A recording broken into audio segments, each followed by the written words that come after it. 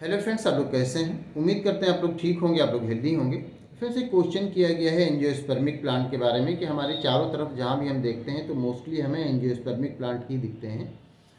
तो इसके पीछे का रीज़न क्या है कि अदर प्लांट्स इसके कंपेरिजन में कम क्यों होते हैं? तो ये आपका क्वेश्चन है। तो ये बात सही है कि जो एंजियोस्पर्मिक प्लांट है वो हमारे चारों तरफ ज़्यादा दिखते हैं। एंजियोस्पर्मिक प्लांट अदर प्लांट जैसे जिम्नोस्पर्म है, टेरिडोफाइट्स है, ब्रायोफाइट्स है, इनके कंपेरिजन में ज़्यादा इसलिए दिखते हैं क्योंकि जो एंजियोस्पर्मिक प्लांट हैं, जो एंजियोस्पर्म हैं, इन्होंने अपने आप को ज़्यादा बेहतर तरीके से अडॉप्ट कर लिया है इस अर्थ पर रहने के लिए। तो इसलिए ये नेचुरली ज़्यादा सेलेक्ट होते हैं। नेचुरल सिलेक्शन में ये अदर प्लांट्स के कंपेरिजन में आगे निकल जाते हैं और ये अपने आप को फिर चूँकि इन्होंने अपने आप को इस तरह अडॉप्ट कर लिया है कि ये अर्थ पर अच्छे से सर्वाइव कर सकें, तो इसीलिए चारों तरफ दिखते हैं। इसके पीछे का रीज़न क्या है या क्यों ये ज़्यादा अच्छी तरह से सर्वाइव कर ले जाते हैं? तो इसके पीछे का रीज़न अगर देखते हैं तो एक तो ये होता है कि इनमें बहुत एक वेल डेवलप्ड वेस्कुलर सिस्टम होता है जिससे वाटर और मिनरल्स और फूड का कंडक्शन होता है। जो सॉइल से वाटर को ले जाता है, मिनरल्स को ले जाता है, लीफ तक पहुंचाता है, वहाँ फूड का फॉर्मेशन होता है और फिर उस फूड को प्लांट की पूरी बॉडी में पहुंचाया जाता है। तो एक तो ये हो गया कि इनके इनके सर्वाइव करने के पीछे या इनके ज़िंदा रहने के पीछे या इनके बहुत ज़्यादा इस अपने आप को इस अर्थ पर रहने के लिए अडॉप्ट करने के पीछे एक रीज़न ये है कि इनका जो वेस्कुलर सिस्टम है बहुत स्ट्रांग होता है।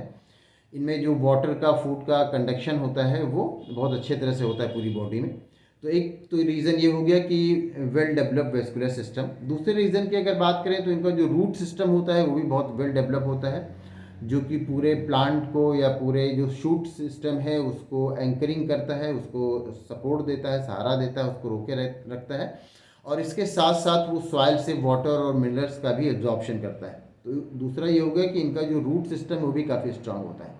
अब अगर इनके शूट सिस्टम पे आते हैं तो वो भी, इनका शूट सिस्टम भी काफ़ी डेवलप होता है जिसमें जो लीफ होती हैं वो काफ़ी ब्रॉड, काफ़ी फैली हुई होती हैं और फैली हुई लीफ होने से ये एडवांटेज होता है कि उसमें क्लोरोप्लास्ट ज़्यादा होता है, तो उससे वो जो सनलाइट है उसको ज़्यादा ट्रैप करते हैं और उससे फिर ये है कि फूड का फॉर्मेशन ज़्यादा होता है या फोटोसिंथेसिस ज़्यादा होता है।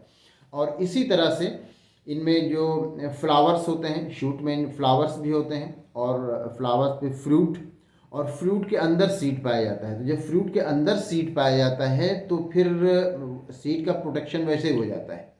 इसमें नेकेड सीड नहीं होता जिम्नोस्पर्म की तरह। एंजियोस्पर्म में जो सीड है वो फ्रूट के अंदर पाया जाता है और जब फ्रूट के अंदर पाया जाता है तो फ्रूट उसको हमेशा प्रोटेक्ट किया करता है।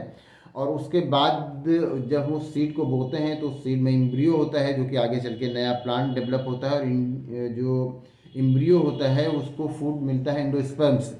तो इसलिए पूरा एक सिस्टम है इनकी लाइफ में, एक बहुत वेल डेवलप्ड सिस्टम है जिससे ये अपने आप को एक तरह से इस अर्थ पर रहने के लिए इन्होंने बहुत अच्छी तरह से अडॉप्ट कर लिया है दूसरे अदर प्लांट्स के कंपेरिजन में। अगर आप इनको एंजियोस्पर्म को अगर आप जिम्नोस्पर्म, टेरिडोफाइट्स, बायोफाइट्स वगैरह इन सब से अगर कंपेयर करते हैं तो आप प्लांट में पढ़ते हैं तो कई उसमें आप देखते हैं कि एंजियोस्पर्म से और pteridophytes, bryophytes, gymnosperm, algae, fungi, ये सारा कुछ आप प्लांट के साथ पढ़ते हैं। तो उसमें सबसे ज़्यादा डेवलप जो होता है वो एंजियोस्पर्म ही होता है। तो इसलिए हमें चारों तरफ, हर तरफ एंजियोस्पर्म दिखते हैं क्योंकि ये बहुत एक वेल डेवलप्ड प्लांट होते हैं अगर अदर प्लांट से इनको कंपेयर करेंगे तो उम्मीद करते हैं आपको आपके क्वेश्चन का आंसर मिल गया होगा। अगर इसमें किसी तरह का कोई कन्फ्यूज़न है या कोई और क्वेश्चन है तो आप पूछ सकते हैं।